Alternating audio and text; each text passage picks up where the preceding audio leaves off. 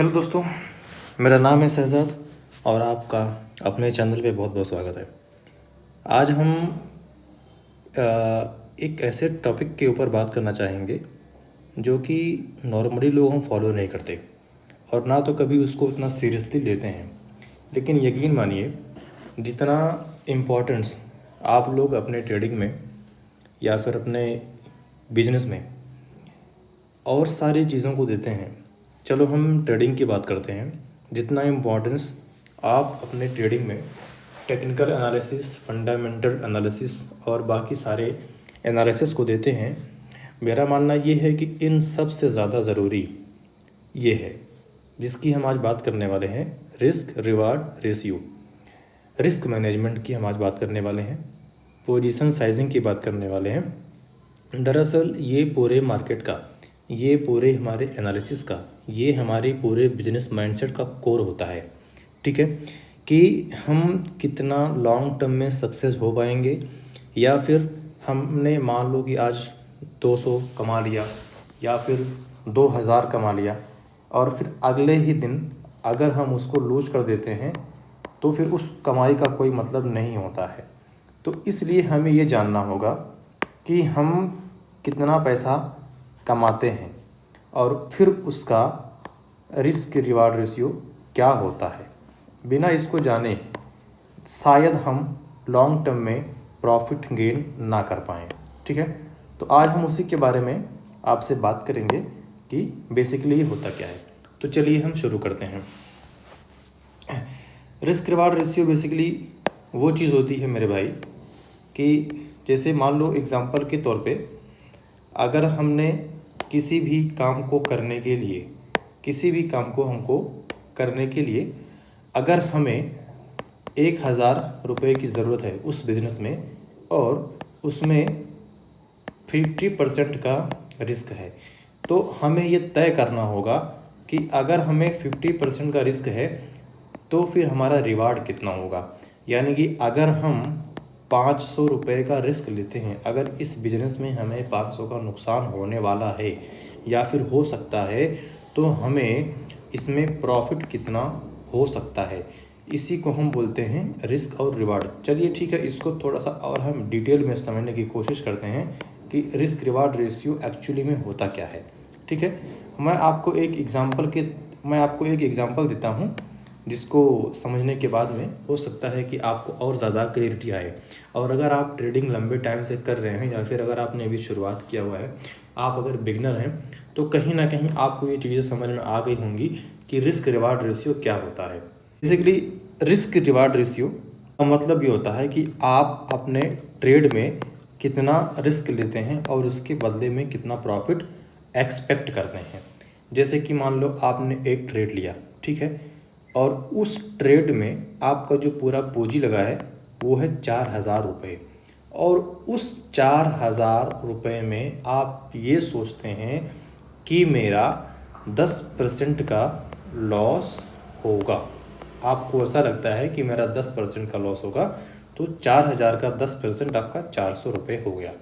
ठीक है, ये तो आपका वो कैपिटल हो गया जो आपका रिस्क पे है। यानी कि अगर ट्रेड आपके अगेंस्ट में जाती है तो ये 400 रुपये आपका लॉस हो सकता है, ये 400 रुपये आपका जा सकता है।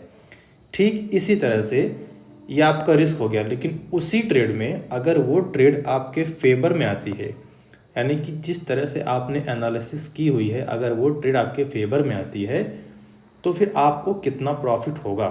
तो आपने मान के चला कि अगर हमारा 400 का लॉस हो रहा है तो हमें इस ट्रेड में कम से कम 800 रुपये का हमको प्रॉफिट होना चाहिए। ये हमारा हो गया रिवार्ड। ठीक है, ये हमारा हो गया रिस्क और ये हमारा हो गया रिवार्ड। तो बेसिकली हम इसी को RR बोलते हैं, रिस्क रिवार्ड रेशियो। इसको हम RRR भी कहें तो बुरा नहीं होगा। रिस्क रिवार्ड और रेशियो, इसी को हम बोलते हैं रिस्क रिवार्ड रेशियो। ठीक है, चलिए अब हम ये जान लेते हैं कि रिस्क रिवार्ड रेशियो, कौन सा रिस्क रिवार्ड रेशियो हम पे सूट करेगा। जैसे आपको पता है कि 1:1 का भी रिस्क रिवार्ड रेशियो होता है, 1/2 का भी होता है, 1/3 का भी होता है, और 1/4, 1/5।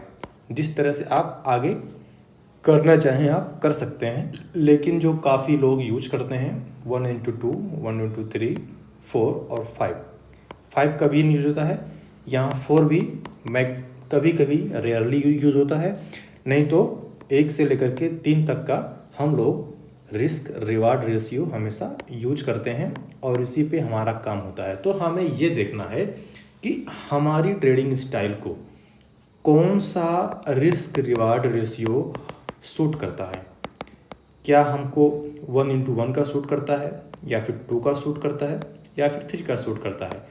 ठीक है, आज हम इसी को जानेंगे और अपने ट्रेडिंग स्टाइल से इसको मैच करेंगे कि हमें कौन सा सूट करता है। तो चलिए देखते हैं। देखिए, अगर आपका विन रेट 50% है तो एटलीस्ट आपको कम से कम एक 1/2 का रिस्क रिवार्ड रेशियो मेंटेन करना चाहिए। क्यों करना चाहिए इसके बारे में हम आगे बात करेंगे। अगर आपका विन रेट 40% है तो आपको 1/2.5 का रिस्क रिवार्ड रेशियो मेंटेन करना चाहिए। और अगर आपका रिस्क रिवार्ड और अगर आपका विन रेट 30% है तो कम से कम आपको 1/3 का रिस्क रिवार्ड रेशियो मेंटेन करना चाहिए। अब इसका क्या मतलब हुआ, चलिए इसको हम थोड़ा सा डिटेल में समझते हैं। जैसे कि मान लो आपने एक महीने में 10 ट्रेड लिया, या फिर आपने एक दिन में 10 ट्रेड लिया, जैसे भी आप लेना चाहें वैसा ले सकते हैं।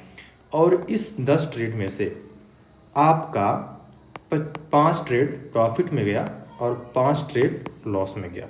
ठीक है, तो ये जो आपका हो गया आधा, यानी कि 50% आपका विन रेशियो है और 50% आपका लॉस रेशियो है। ठीक है ना।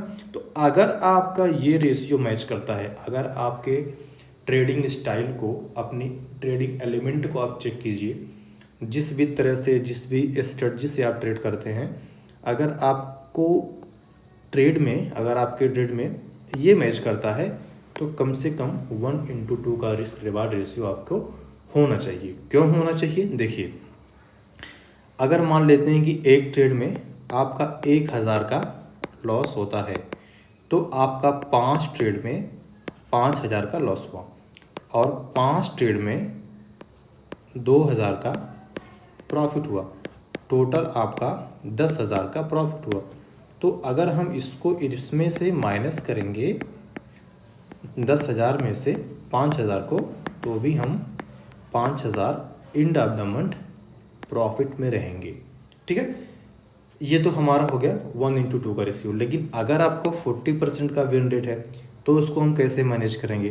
देखिए, अब इसी को हम मान लेते हैं, अगर 10 ट्रेड में से आपका 4 ट्रेड लॉस में है और 6 ट्रेड प्रॉफिट में है, तो आपको कम से कम 1/2.5 का रिस्क रिवार्ड रेशियो मेंटेन करना पड़ेगा। जब इसको आप कैलकुलेट करेंगे तो एंड ऑफ द मंथ आपको प्रॉफिट ही होगा। इसको हम देख लेते हैं।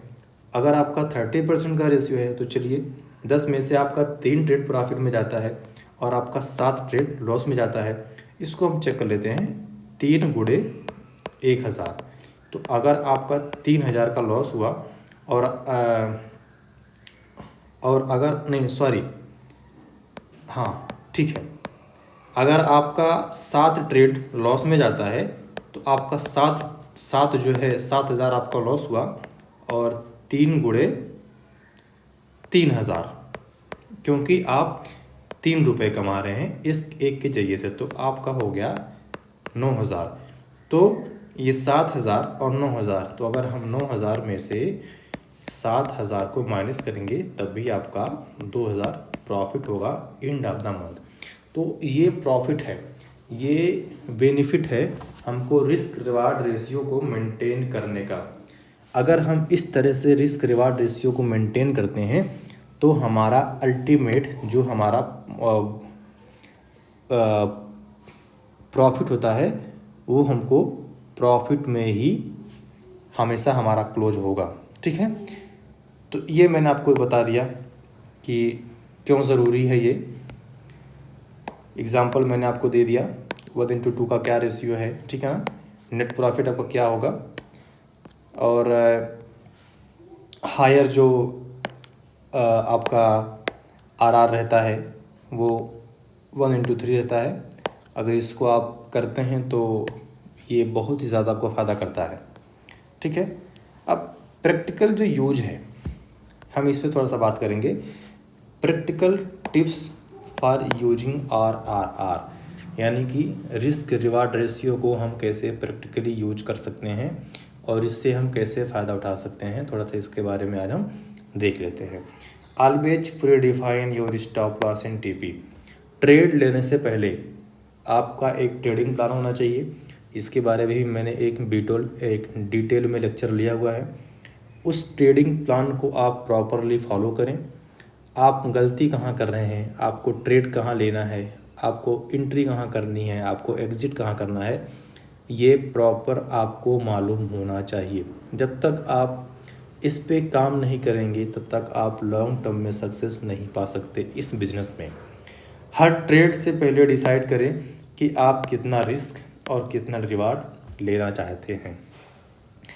Stick to your plan. जो आपने अपना ट्रेडिंग प्लान बनाया हुआ है उसको स्ट्रिक्टली फॉलो करें, यानी कि उसको कड़ाई से फॉलो करें, उसको लागू करें, उस पर अमल करें। कभी भी ग्रीड या फियर के कारण अपने रिस्क रिवार्ड रेशियो को मत तोड़ें।